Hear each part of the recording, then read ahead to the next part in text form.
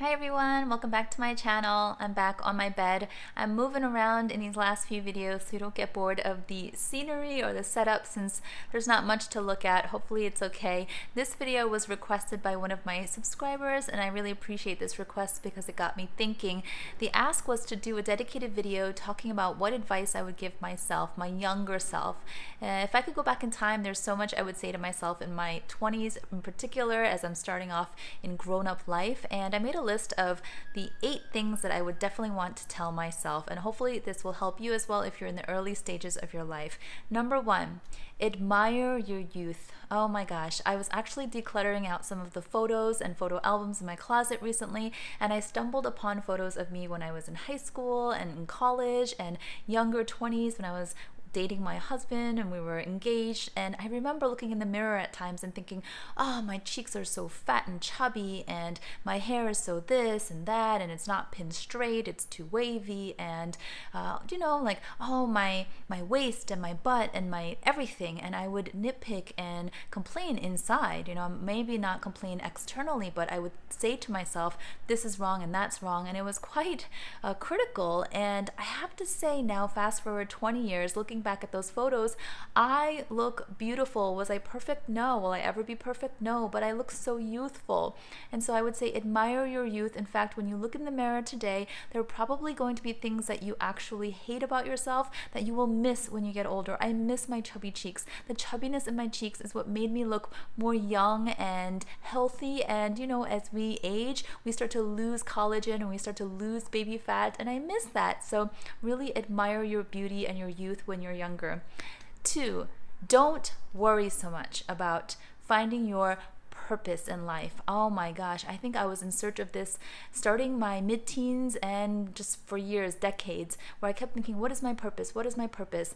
I did so much self-work and reflection and talking to others and reading up on it, and I have to say, if I could go back in time, I would say don't worry so much about finding your purpose. That will come, and it might not be a sort of like static, concrete, specific purpose. Your purpose might change as you interact with different people and you go through different life stages and different seasons of your life, right? So my purpose now as a wife and a mom is totally different from what I could have imagined when I was single in my 20s. So don't worry so much on finding your purpose. Just be open to learning, be open to meeting lots of different people, be open to opportunities and growth. Okay, 3rd, you will never regret saving more money. That's what I would like to say to my younger self.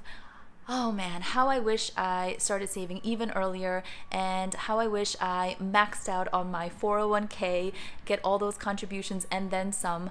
When I was younger, starting off in my corporate career, I thought, I'm just going to contribute just enough to get the matching dollars, but I'm not going to go overboard with this. Because when you're 20 something, you're not really thinking what happens to your life when you're 75 years old in retirement, right? So I thought, okay, this is probably better than nothing. I'm going to put in, 10%, and when I really could have put in double that. So I will say to my younger self, you will never, I promise you, you will never regret saving more money. So start sooner and save more. 4th is also related to money. I would like to tell my younger self, don't chase money. Money is a tool to be used to enhance your life and hopefully enhance the lives of others around you, but don't chase it, okay? Because there will come a day in your life where you make more money than you ever thought you could as a young 20-year-old. You'll make so much more than you do today.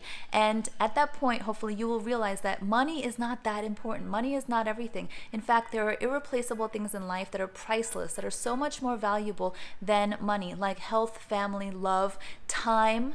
And so you might think that right now you're hustling, money, money, money, you want to just increase your income. That's all fine because you want to fulfill your capabilities, but don't worship money. Don't chase money, okay? There are far greater and more important and much more enjoyable things in life than just pure money.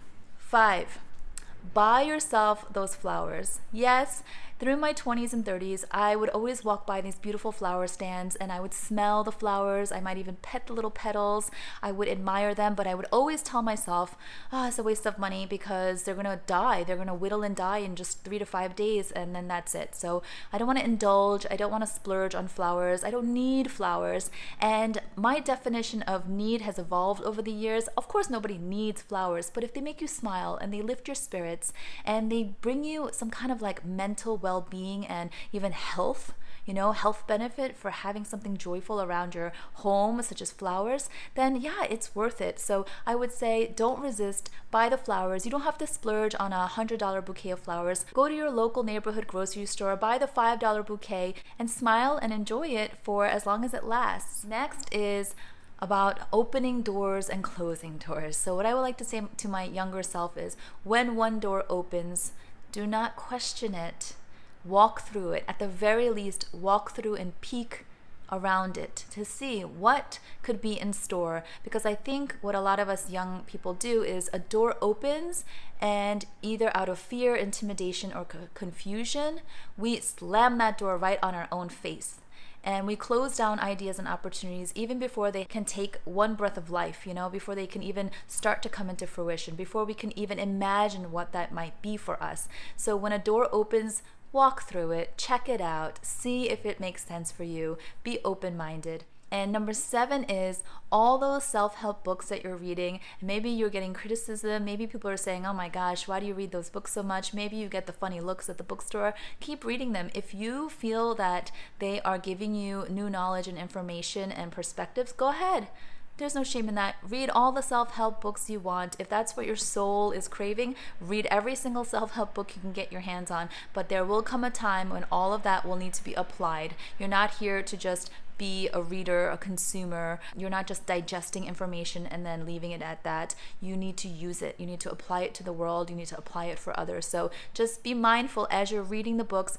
What can you do with this information? That's what I would advise. And then finally, number 8, the last one, is not all your friends, especially your best friends that you have today, not all of them will come with you throughout life. Okay? Your closest friends in your early stages, in your 20s, even 30s, may not be with you when you're in your 40s, 50s, and so on. Okay? I can attest to this now, being in my 40s. Some of the friends that I thought would be lifelong, my die-hard, are no longer in my life, or no longer in my life in a significant way.